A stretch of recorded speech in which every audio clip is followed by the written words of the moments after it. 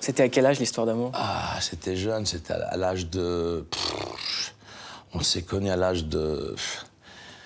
Je crois que c'était 9 ans, 10 ans. Elle était très très belle, mais personne n'aurait cru qu'on aurait eu une aventure. Et c'était dû à quelque chose de spécial qui s'est passé dans le préau de l'école. Mais ça va prendre trop de temps pour te le dire. Ah non, ça m'intéresse. Sérieux? Bah oui. Alors, ça va être rigolo. Alors, comme j'étais le vilain petit canard, à la récréation, hein,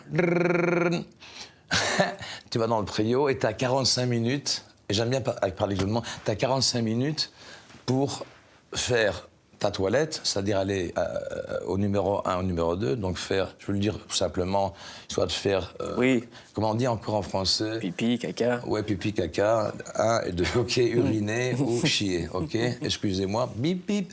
Donc, c'était ça. Alors, on était tous dans le préau, et c'était un grand préau, peut-être la grandeur, je dirais ça, quoi. Pas plus. À l'époque, étant jeune, c'était 3 fois plus Ça grand. paraissait immense à l'époque. Voilà. Mais quand on revient à l'école, aujourd'hui, ça paraît tout petit. Voilà, même des maisons où tu as habité avec tes parents. Alors là... Ouais, c'est la même chose. Ouais. Alors, avec ses copines, elle avait peut-être 11, 12 ans. Elle était déjà très formée, tu vois. Elle était comme ça, contre le mur de l'école avec ses copines. Petite jupe, tu vois. Elle avait des jambes, des genoux très fins, des mollets. Elle était déjà assez formée, elle avait des petits seins. Elle était très, très belle. Tout, sauf pour moi. Alors, t'as des mecs qui jouaient avec des canifs. Et le plus fort de la classe, il prend un canif.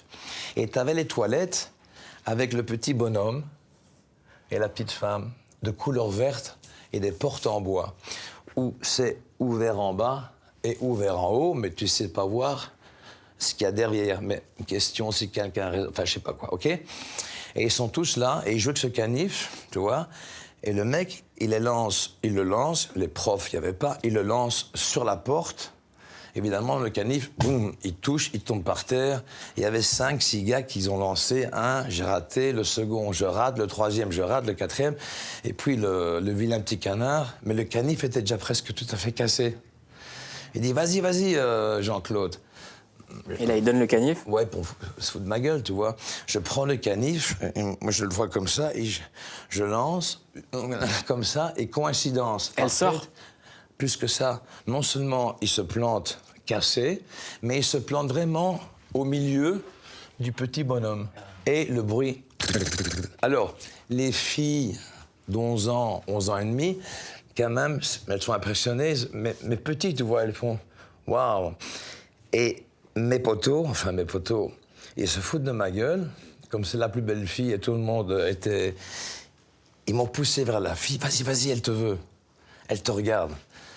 Et il me pousse, et je suis dans la lancée direction fille, tu vois, et je sais qu'il rigole derrière moi, mais j'y vais parce que c'est trop tard, je suis lancé, et elle me regarde comme ça, et moi, je viens donc vers elle, elle me regarde, et je sais pas quoi dire, alors écoute bien l'histoire que...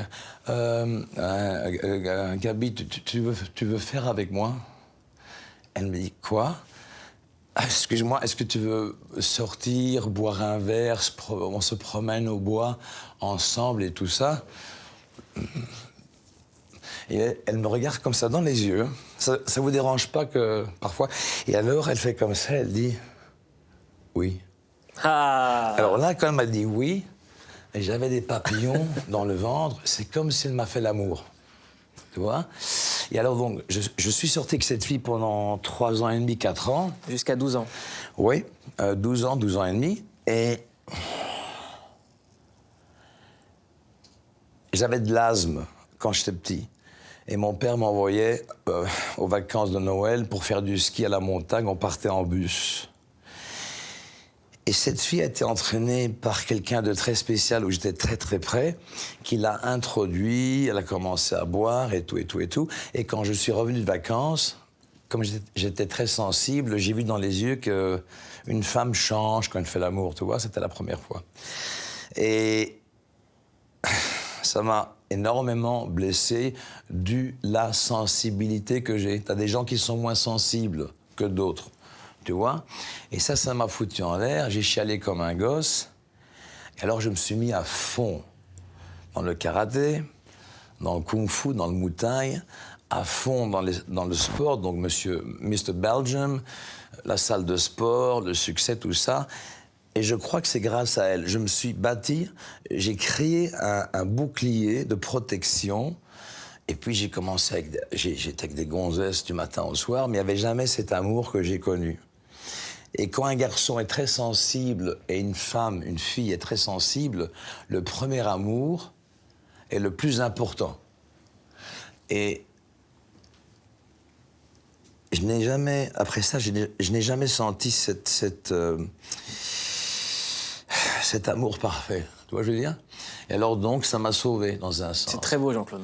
Mais c'est la vérité. Ouais, Bah ouais, merci, c'est très, très merci. Ouais, c'était un truc incroyable. Donc grâce à... On se reconnaît tous dans cette histoire avec